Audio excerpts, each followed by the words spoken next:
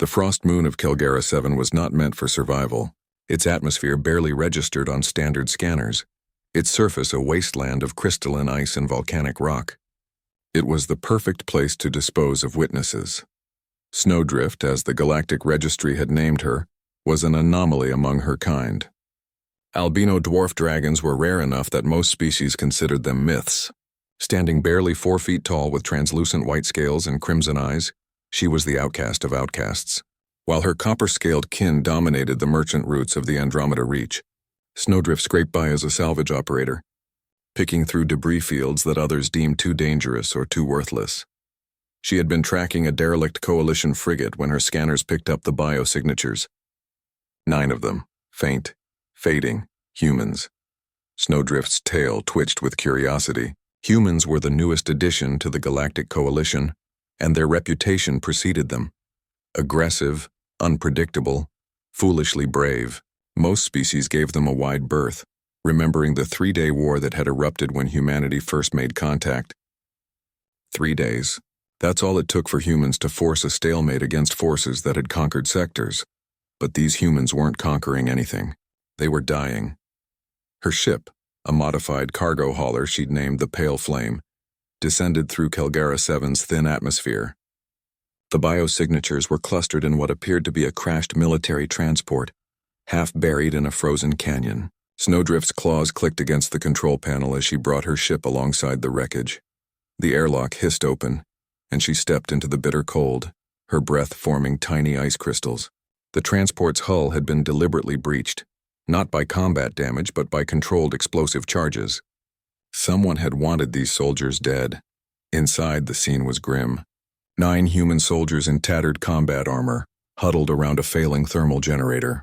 Their equipment was stripped, their weapons gone, their emergency beacons destroyed. 2 were unconscious. The others looked up at Snowdrift with hollow eyes that still somehow held defiance. "Great," one of them rasped.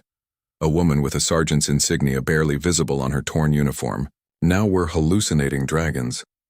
"Not a hallucination, Sergeant," Snowdrift replied, her translator converting her clicks and whistles into standard galactic common. "Though I understand the confusion. What happened here?"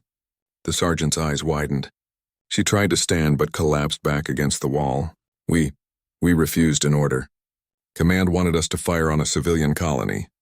We said no," she laughed bitterly. "So they brought us here. Told the universe we died in combat. Heroes." Snowdrift's crest flattened against her skull, a gesture of disgust among her species. She had heard whispers of the Coalition's darker methods, but witnessing it firsthand ignited something primal in her chest. "Can you move them?" she asked, already calculating cargo space. "Why?" another soldier asked, suspicion thick in his voice. "What's a dwarf dragon care about dead humans?" Snowdrift met his gaze with her crimson eyes. "Because I'm also someone the universe threw away. And unlike the Coalition, I don't leave people to die." It took 3 trips. The Pale Flame wasn't designed for passengers, and certainly not for 9 dying humans. Snowdrift converted her cargo bay into a makeshift medical facility, using everything from ship repair foam to seal wounds to her own emergency medkit, designed for species 10 times her size. The humans were resilient. Impossibly so. Within 2 days, all 9 were conscious. Within a week, they were mobile.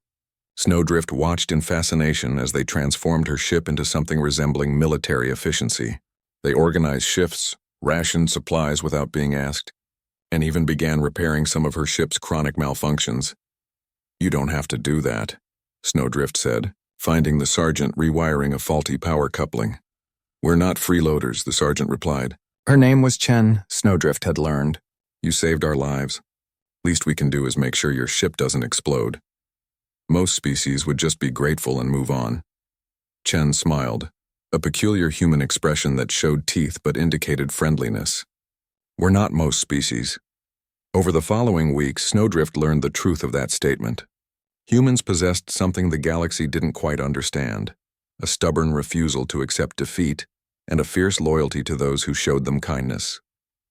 When a pirate vessel tried to board the Pale Flame, the 9 soldiers, armed with nothing but improvised weapons and raw determination, repelled, boarders that outnumbered them 3 to 1, when Snowdrift's ship suffered a catastrophic engine failure in the void between. It was Sergeant Chen who spent 18 hours in a vacuum suit, manually realigning the drive cores while the others sang songs to keep her company over the comm. "Why do you do it?" Snowdrift asked Chen one evening as they sat in the observation deck, watching a nebula paint space in purple and gold. "Do what?" "Keep fighting. Keep helping. Your own species tried to kill you." Chen was quiet for a long moment. "The brass tried to kill us," she finally said. "But humanity is those colonists we refuse to murder. It's the kids who wave at soldiers in the street. It's people like you who saw strangers dying and decided to care." She looked at Snowdrift with eyes that had seen too much but somehow still held hope. "We fight because somebody has to. We help because it's right. That's what makes us human."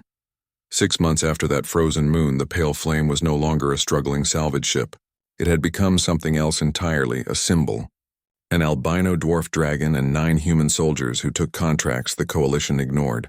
Evacuating refugees, hunting slavers, protecting the forgotten. They called themselves the Pale Company, and their reputation grew. Not for conquest or glory, but for one simple principle. They didn't leave people to die, and in a galaxy that had grown cold and calculated, that made them the most dangerous crew of all because humans, Snowdrift learned, had a peculiar habit of inspiring others to be better. And when an outcast dragon and 9 abandoned soldiers decided to care, the universe had no choice but to take notice. The Coalition had tried to throw them away. Instead, they'd created legends.